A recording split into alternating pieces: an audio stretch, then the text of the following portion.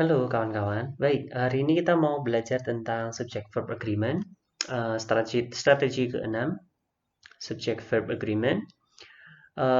Di bagian ini nanti saya akan mendiskusikan dua sub strategi yang berkaitan dengan subject verb agreement. Tapi untuk mempersingkat, saya akan directly to our cases. So subject verb agreement is simple, rule-nya simple sekali. Jika subjeknya singular atau satu, maka verbanya harus satu. Jika subjeknya banyak atau plural, maka verbanya harus plural.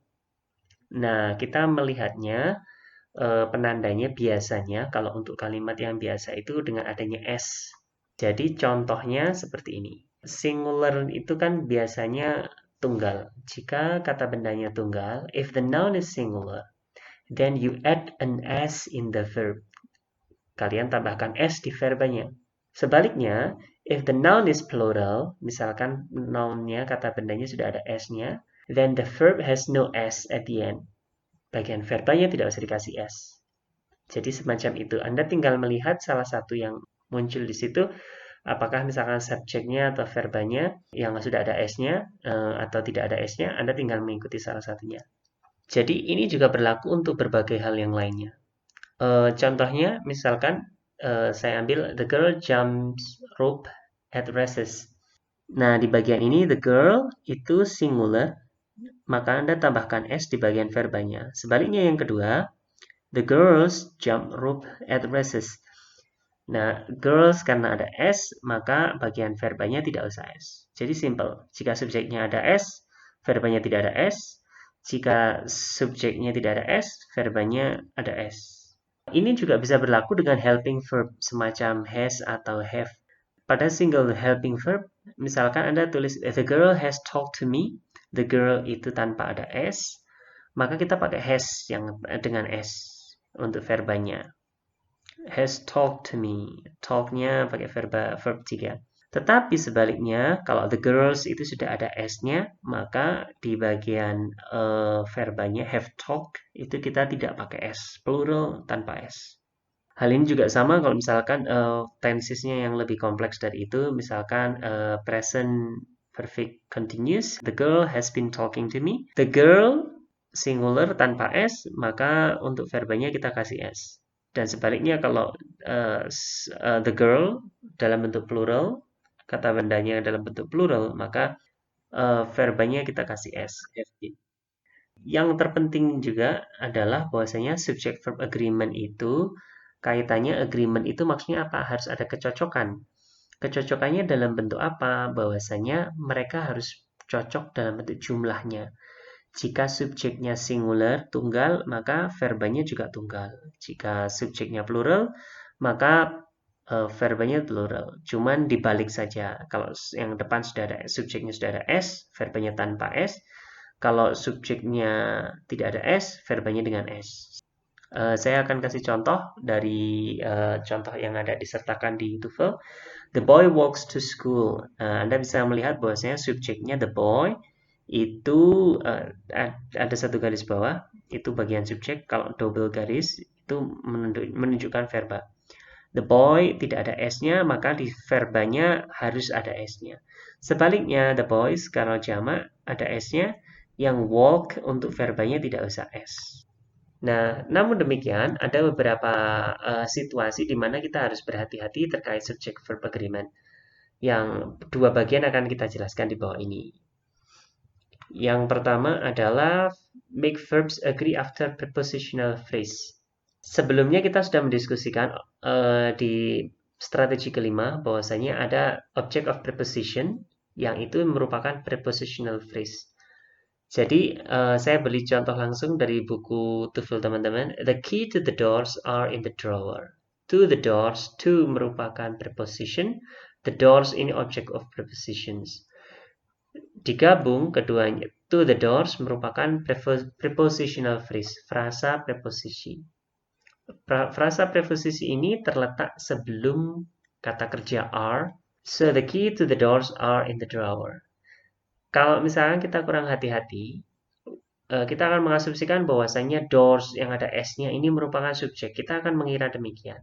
Padahal ini to the doors Sebagaimana kita sudah sebutkan tadi di strategi kelima, object of preposition tidak bisa menjadi subjek. Jadi subjeknya itu pasti sesuatu yang lain, sebelumnya mungkin, atau setelahnya. Jadi di sini kebetulan subjeknya adalah the key.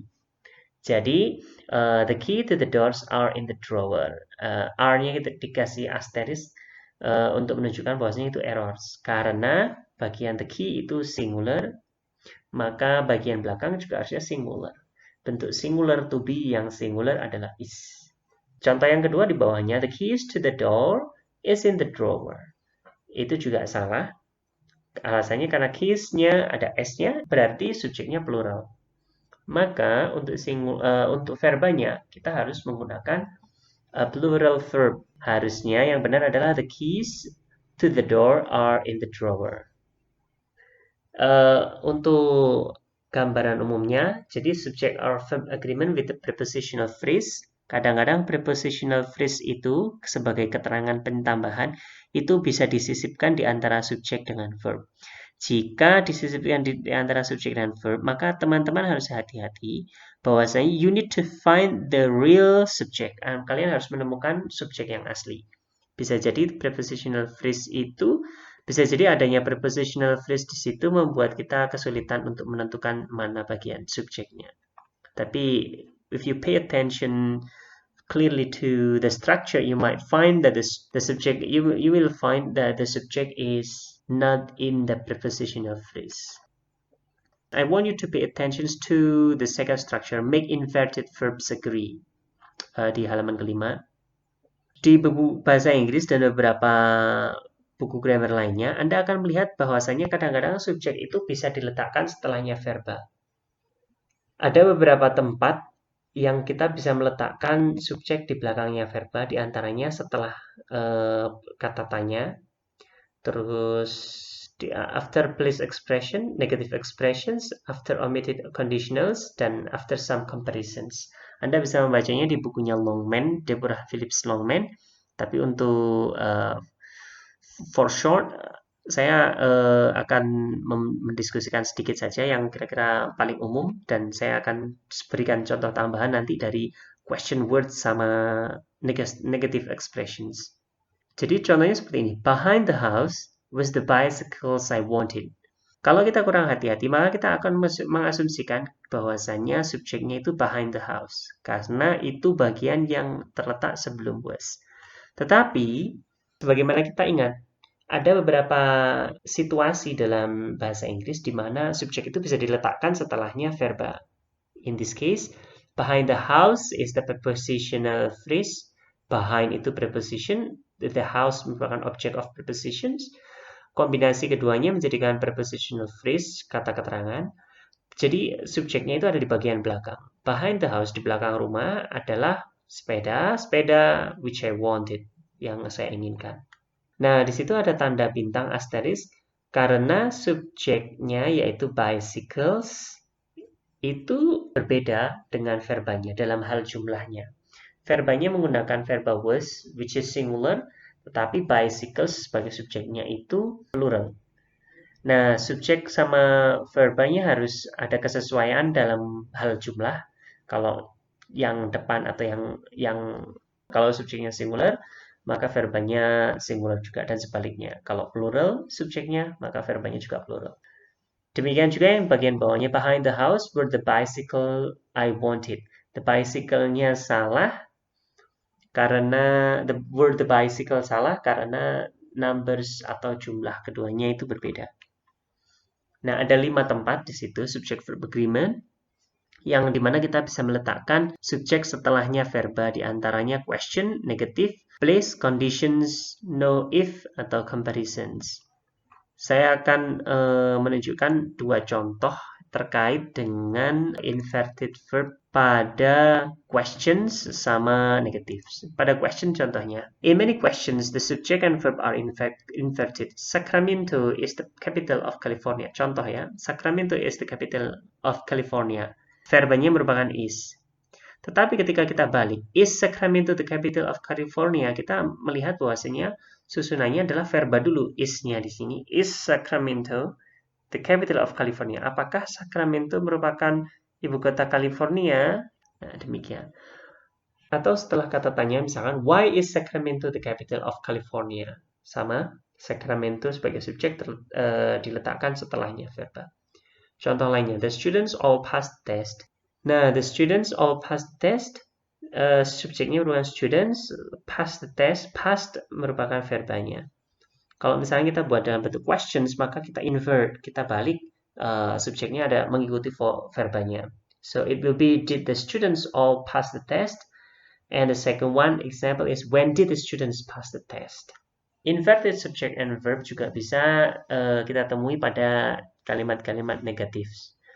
When the sentence begins with negative and almost negative expressions, we can invert the subject and verb. Contohnya misalkan seperti, never had she seen such noisy children.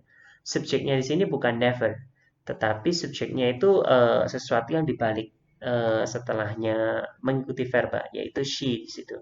Jadi di situ kalimatnya itu berarti never had she seen such noisy children. Dia tidak pernah melihat anak yang seramai itu, seberisik itu. Atau contoh lainnya, only once will we make this offer. Once di situ bukan merupakan subjek, tetapi itu konstruksi negatif atau almost negatif. Hanya sekali. Hanya sekali itu artinya kan hampir-hampir negatif. Jadi di situ only once will we make this offer. We-nya di situ verb subjeknya. Will make itu merupakan verbanya. Verbanya diletakkan di depannya subjek.